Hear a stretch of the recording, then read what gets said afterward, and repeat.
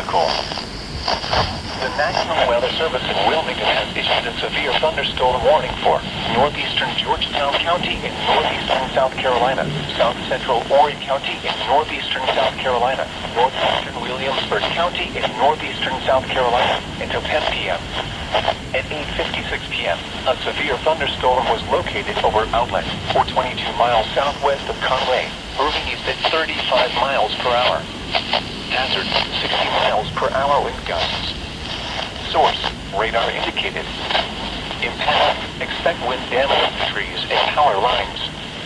Locations impacted include Surfside Beach, Follies Island, Garden City, Merle's Inlet, Fenway, Rem, Burgess, Oakland, Desmond, Indiantown, Plantersville, Outland, Utah, Litchfield Beach, Morrisville, Henry, Stuckey, and Waccamaw County Hospital.